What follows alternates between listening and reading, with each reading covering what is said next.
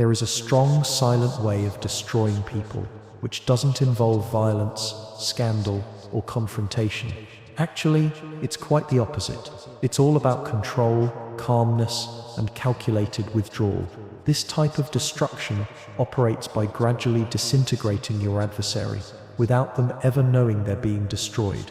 That is the power of Machiavelli's style. He knew that true strength isn't found in facing your adversary head-on, but rather in forcing him to reveal himself. Destruction doesn't have to be flashy and publicized.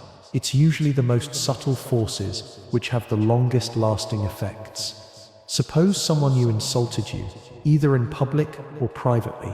Everyone would respond immediately emotionally, either defending themselves or striking back. They would attempt to establish their point, perhaps with words or a counter-strike, because the urge is to defend one's honor.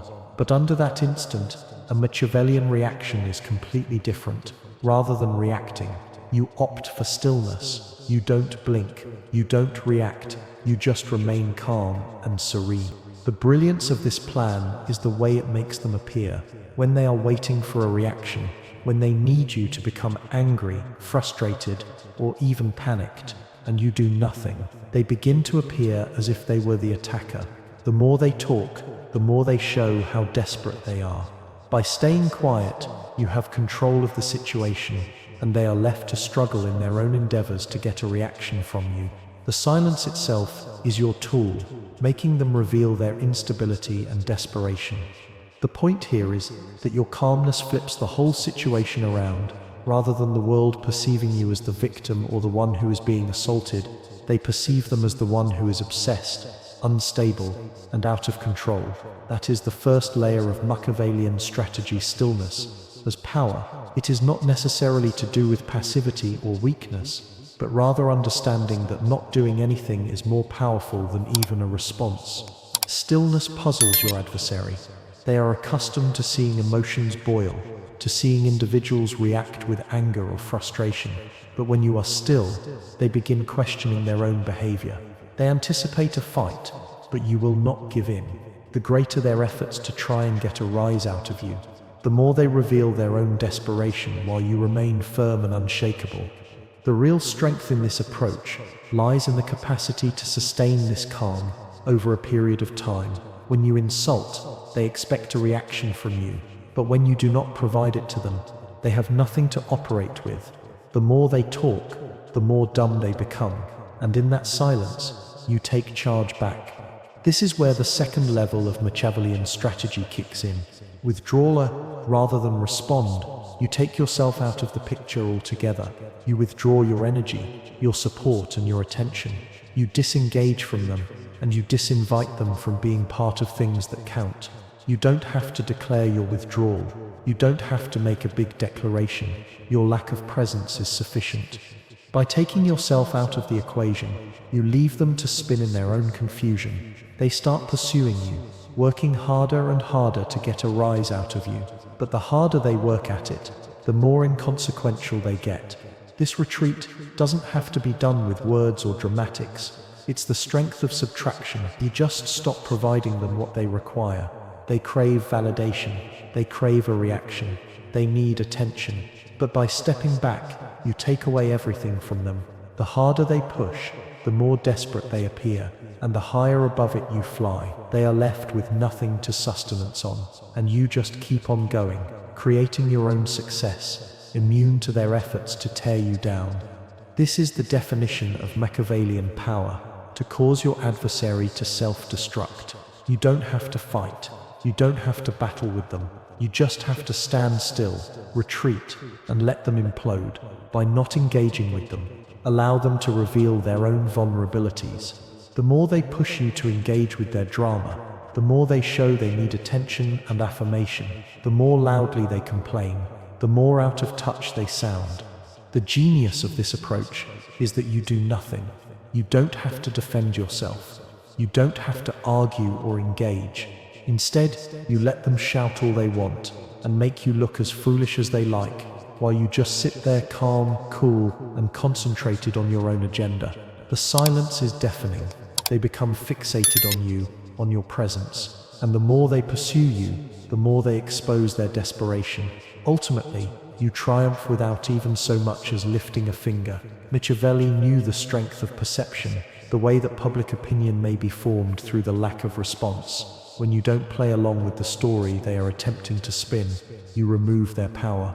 They will attempt to manipulate the narrative, but so long as you remain calm and unaffected, everyone in your surroundings will start to perceive them for what they really are: desperate, unstable, and irrelevant. This isn't about being right or getting revenge. It's about taking away the narrative and making your opponent's moves irrelevant. When someone attacks you, they want to make you feel small, embarrassed, or defeated. But when you don't respond, you turn the script around on them. They begin to appear to be the ones who have something to prove, and you keep moving forward unbothered and unscathed. The last layer of this plan is one of making your adversary unnecessary. By refusing to engage, refuse to respond, and refuse to give them attention, you render their attempts at bringing you down futile. They can try to rile you up. They can try more strongly to make you mad, but each and every effort on their part simply highlights their own lack of security.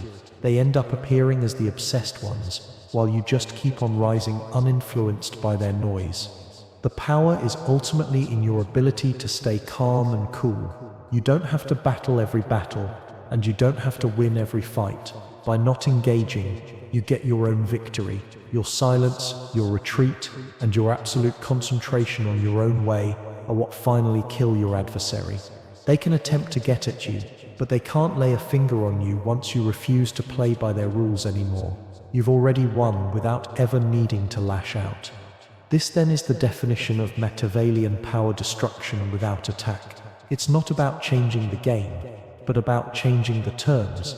It's about getting your opponent to reveal themselves, and in doing so, making yourself obsolete. The power doesn't have to scream. Power doesn't have to engage. Real power is sensed in the silence, in there being no response. It's in the quiet that you reign supreme, and in the quiet, your adversary is left to self-destruct. The genius of this Machiavellian tactic is not only in silence, but in how it uses the psychological vulnerabilities of those who seek to destroy you. Individuals who seek to sabotage you, whether by insults, gossip, or even passive aggression, are rarely aware of the profound insecurities behind their actions. Their barbs are never about you. They're about satisfying their own desperate craving for affirmation. They need you to reply, to interact, and to give them the attention they secretly desire. But when you refuse to interact, you deprive them of the very thing that keeps them alive through the spot. It is where the second half of Machiavellian strategy takes over, using their attention requirement against them. It is not simply about remaining quiet amid their verbal aggression. It's about realizing that their need for your reaction is their biggest vulnerability. The more they attempt to push you, the more they indicate how shallow and insecure they are. They aren't attempting to hurt you so much as they are attempting to drain energy from you, to become part of their narrative, to make you the cause of their being. This is what drives them, but it also makes them brittle. When you stop reacting, when you don't feed into their attention seeking, you break their whole sense of self. They have nothing to cling to, nothing to use against you. By doing so, you shift the attention back to them, but in a way that they can't manage. They attempt to get a rise out of you, but they get nothing. The longer this continues, the more clear it becomes that they are fixated on you, attempting to reign in a narrative that just isn't there anymore. This type of tactic operates on a deeper psychological level. Most individuals, when confronted with an attack or an insult, feel compelled to defend themselves. They respond, and in the process, they legitimize the fact that the attack happened. But when you refuse to give them the attention whatsoever, they end up doubting themselves. The more they pursue you, the sooner it sinks in that they are the ones trying hard to remain relevant. Others around them will start noticing the desperation, and the more they yell, the more alone they become. Here's the beauty of it. You don't have to tear them down with words or actions. They're doing it for you. You just need to withhold your energy, withhold your attention, and withhold any kind of reaction. Every time they talk about you, and you remain silent, You make them smaller. They begin to sound like they are obsessed, driven by something that no longer exists. The story comes to light. They're not attempting to battle you. They're attempting to get you to play by their rules. And when you do not, they're stuck in an increasingly spiraling hole. Consider this within a workplace or a social environment. Someone undermines you in front of your colleagues, attempting to make you appear inept or misplaced. The most frequent reaction would be to become defensive, to defend yourself, to show that you are not what they accuse you of being. But that is precisely what they need. They need you to respond so that they can make a tale out of it. Rather, you stay calm, collected, and won't buy into their story. You just move on. You do not recognize the attack. And eventually those around you start to notice something amiss. The one who attempted to undercut you grows increasingly desperate as you keep on thriving and refusing to budge. This is where the real damage is inflicted, not in the midst of chaos, but in the gradual shift in public perception.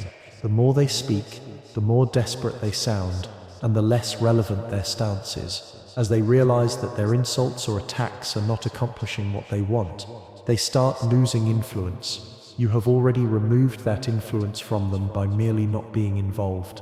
It's like seeing someone attempting to yell over an empty hallway. The more they yell, the more they reveal themselves as unstable, and you can stay calm, composed, and intent on your own triumph. Ultimately, this tactic pushes your opponent to self-destruction, not because you defended yourself, but because they went as hard as they could to try to get under your skin, and they failed. By not reacting, by opting for stillness, you craft your own story.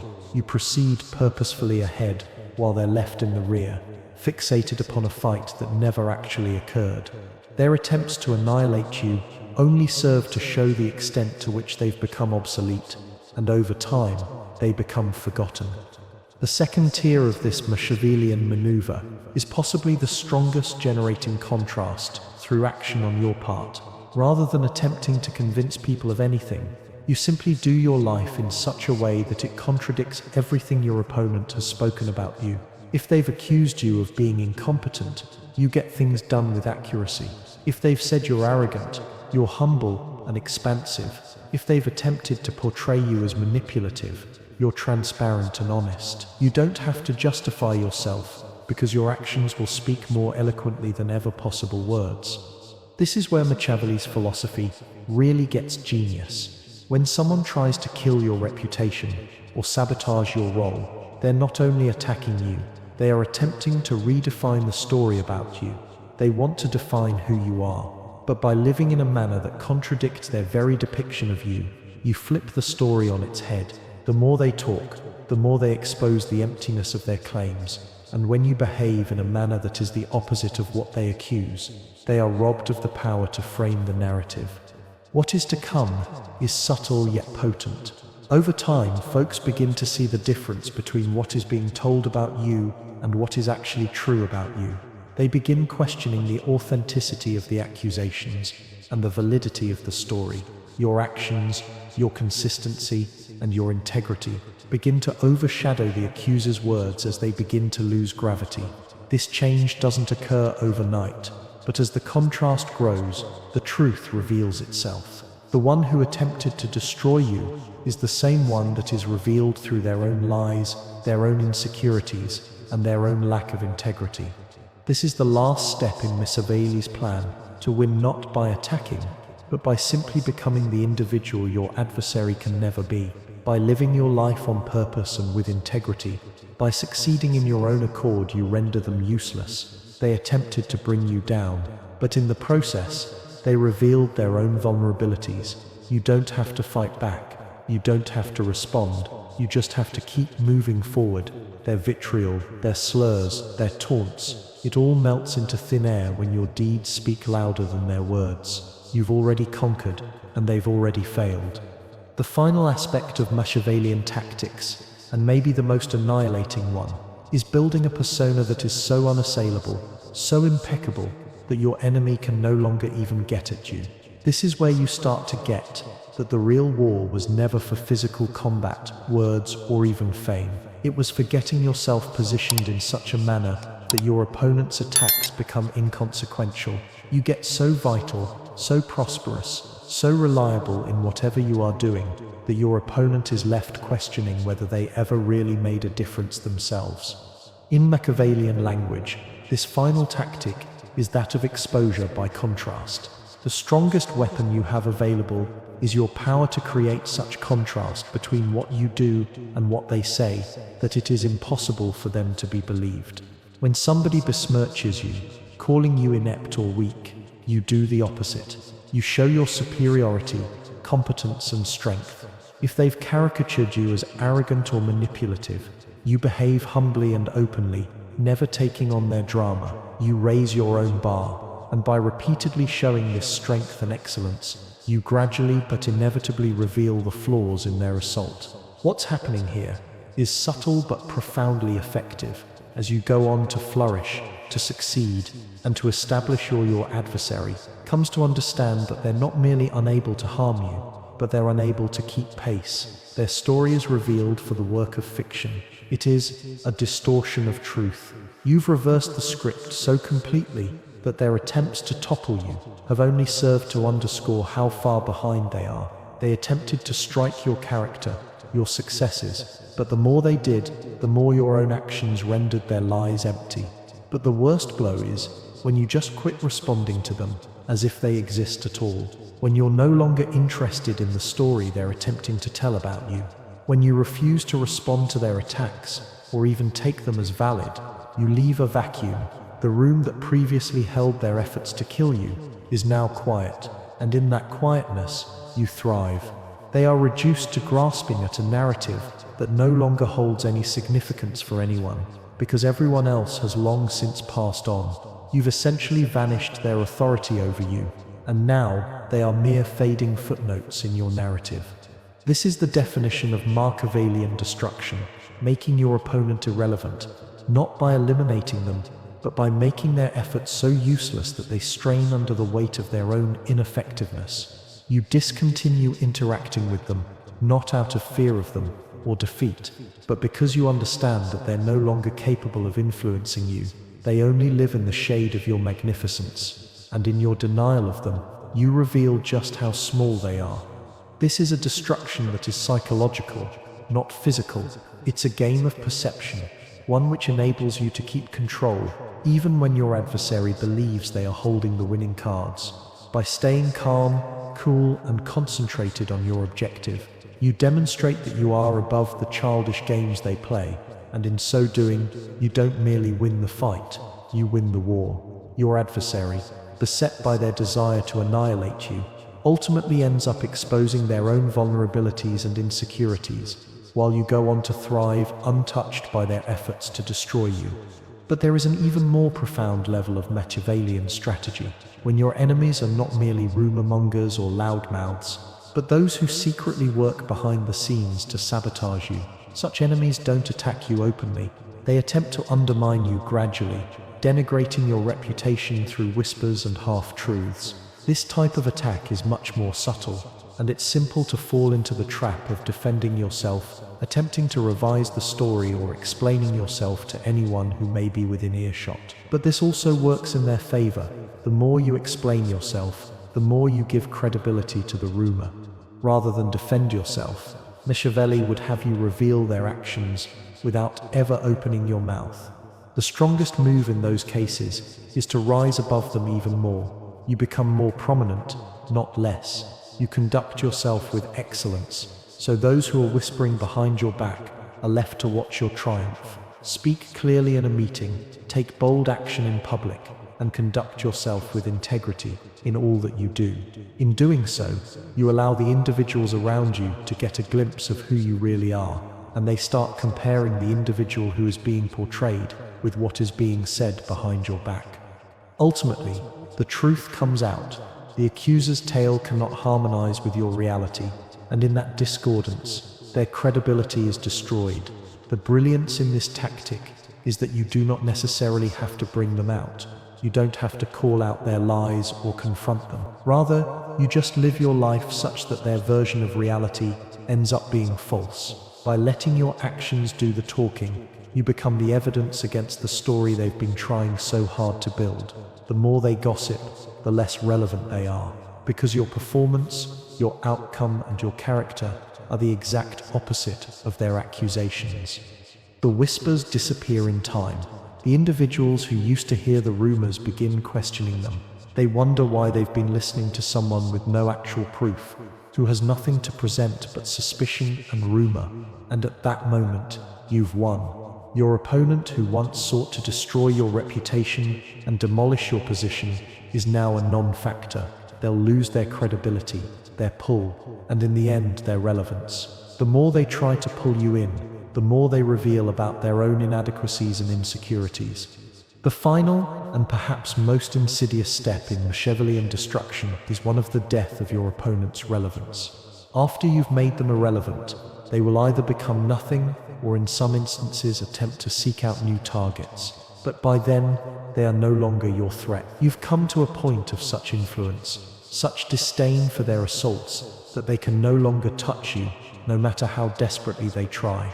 And now, the very people who previously witnessed the struggle play out watch you ascend unruffled and unscathed by the drama that ensnared them. The real strength of Machiavellian strategy does not rest in confrontation or revenge, but in being able to outlive and outgrow your foes. You do not have to destroy them in order to succeed. You just have to keep pushing forward to stay above the petty efforts to bring you down and live your life in a manner that shows their efforts were never a threat to begin with. If you concentrate on your own triumph and stay in charge of the narrative, you let your foes fall behind, immersed in their own efforts to pursue a victory they can never attain. Ultimately, the greatest type of destruction is not a big dramatic flourish. It is the silent fall of an enemy who attempted to bring you down and were unsuccessful. It is the point where they understand that their efforts were medieval, that they've been running after a spectre while you've been constructing your empire. It is the power of Machiavellian destruction. It is not about an attack. It's being so untouchable that nobody can even get close enough to hurt you. And in doing that, you make your enemy's efforts to destroy you not only irrelevant, they're forgotten.